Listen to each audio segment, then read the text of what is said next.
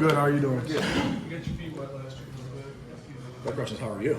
I'm doing good, man. Feeling good. Ready. Getting back ready. I'm good. Was it difficult to sit out a few practices? Yeah, absolutely. Especially the fifth year, you don't want to do that. But feeling better. Right on track. Coach Novak has me doing things. Not getting the full practice. So Coach Novak has me on the right track. Conditioning. Working on my O-line stuff. So I'm right on track to where I want to be. Coach Tucker talked a lot on Monday about getting the horses to the race. What post are you lining up in that race? Yeah, of course, I'm a horse. I like to think he wants to get to the race. So, I'm definitely just trying to get my body back where it needs to be and be in the best condition possible and ready basically to go to war this year. So that's what it's going to be. You hear that a lot in NFL camp about veteran guys that, they'll be able to sit out practice because they've been through it. They've been through all the wars. Do you feel like that helps you? Absolutely. Taking some time definitely helps, recover the body. Fall camp's an extensive thing, so definitely helps to take some time. A lot of talk of the chemistry of the guys up front, even though you're trying to play more than 5 guys. How much does the fact that you've been in this long enough benefit you that you can miss some time and still things will be okay while other guys get some reps as well? Yeah, absolutely. I think you saw that in the 2021 season where we had, basically an interior that was fully rotatable. So where I was playing the second and fourth quarter every single game. So having those guys, all our guys that were younger are now developing. And so I'm seeing some guys this fall that I didn't even see in the spring that are, doing better. And you got JD now taking center snaps, which is going to help him in the long run in his NFL career one day.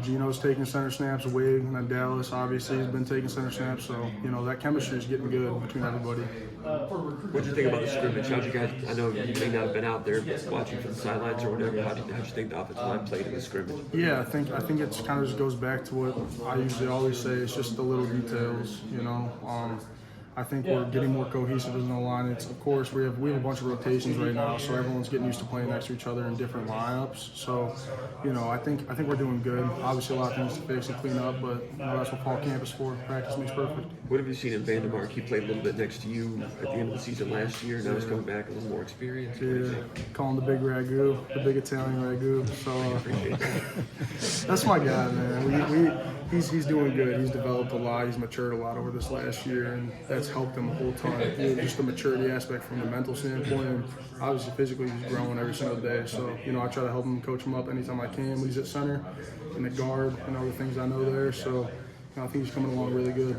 Mel was the other day emphasizing the importance of running the ball well, but also saying it's not always on the offensive line. It's easy to just be like, if you don't run the ball well, the offensive line stinks. Yeah. But talking about all the other aspects it takes to run well. But I got to imagine you guys still, though, kind of carry that as like the badge of honor. Like, if we're going to run the ball, we gotta be the guys that do it, right? Yeah, absolutely. Obviously, in our run game, you see we have tight ends out there, and obviously up to the running backs to hit the right holes, make the right reads, set us up for a good block too. But of course, we hold that badge of honor. We take a lot of that, dignity in that run game because it starts with us. The whole team starts with us, making that impact right in the early on in the game. So, definitely hold that to a high standard. You had, obviously, 2 years ago, you got a guy like Kenneth Walker, and everything seems great. Last year, it's not like how much of that is like a motivation this year, you guys, to say, hey, it's not like we're more of the team that you saw 2 years ago than as opposed to what it ended up being last year. Absolutely. Ken was a guy that, he's one in a million. He's going to be a Hall of Fame running back in the NFL one day. So we have great backs in the backfield right now, great cohesion in the O-line room. So, yeah, we're ready to, like I said, go to war and, make this a statement this year for us. Nick, not to ask you to get too much into detail, but with your situation, was it from spring or an off-season thing? Yeah, it was a little off-season thing, just a little upper body thing I'm dealing with. So, I'm right on track to where I want to be, though, and everything's coming together just how I want it to. I only asked because you were out for practice 1. I was like, nothing has happened yet, so I was like, you slip on an appeal, it's an off-season thing. Sure. Keyshawn, is he a guy that's more equipped, you think, this camp versus what you saw him in the spring ball, just getting those reps on that? Yeah, for sure. I think he's got quick feet and he's really good. So I think if he just keeps coming along, he transferred in this January. So continuing to, I think our playbook's pretty much like getting close to that second nature aspect for him. But if he can just, continue mentally to grow, I think it's going to help him a lot. Because he's quick and he's got the attributes to be a great offensive lineman. That mental piece is going to be the thing that sets him apart from everybody else. Is there any part of you that with, like, as a veteran guy, I mean, we were talking about like the NFL veterans getting into the race, and like, is there any part of you that's like, man, like, I'm kind of saving my body right now a little bit from some snaps and some hits where I can be fresher when I am back? I mean, Yeah, I is there don't- a little bit of you that's like, this is kind of nice. You know? Yeah, I don't want that to be like an emotion though, because it's of course like fall camp's hard, but I'm not gonna lie, like not even like not being in the first scrimmage, that part of that stings a little bit. It's my 5th year. I'm here to compete, win, and hit. I love hitting. If you see my film, I love getting in open space and just knocking people over. So, that's not really, I'm not really like, oh, this is a great thing. Of course, it helps the body, but I want to hit people and be out there.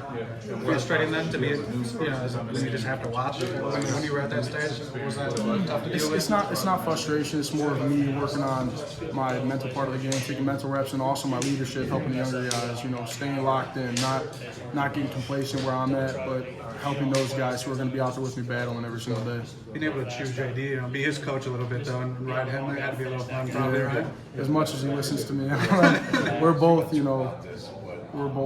pretty hard-headed sometimes because we're competing back and forth. Not who knows more, but we have pretty good football IQs. So he listens to me, I listen to him. So we coach each other up a lot. This is your 6th year, right? This is my 5th year. 5th year. JD's 6th year? Or 5th year. Oh, Yeah. 5th year. He's an old man. It's hard. You played a lot as a true freshman, then the 2020 didn't count, right? So Yeah, so it's I a 5th year lost. player. Yeah, I lost my red shirt my freshman year. I played in I think 7 or 8 games, and then the COVID year gave me another one. Because of the COVID year, you're a rare player that can get 5 letters and Yeah. basically start in 5 different years. Yeah. What are you glad that 220 waiver happened? Absolutely, that gave me a chance to come back and show what I'm about one more time. Because I know I'm good enough to get where I want to go, so I just got to prove that one more year. What are you about when you think about what you've done and what you can do? I think I'm a guy that just needs to let it loose a little bit more. So I think I know what I'm doing. I'm physical enough to do what I want to do. Now I just got to do that every single snap. And you see guys that go to the NFL. There's a lot of great players in college football, but it's a consistency aspect that sets them apart from everybody else. So I want to be consistent on a consistent basis where I'm knocking people over, but I'm also being mentally smart in everything I do. What percent of the time are you there, and what percent of the time, small percent?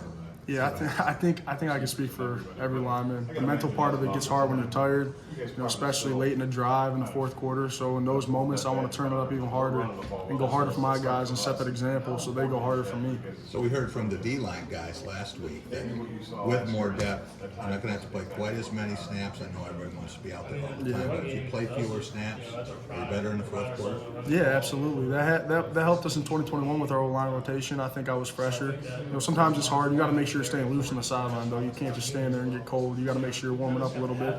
But as far as the D-line goes, we got a lot of depth there, and that's helping our O-line get better because we're seeing great players all around. No matter who we're going against is a great player. Nick,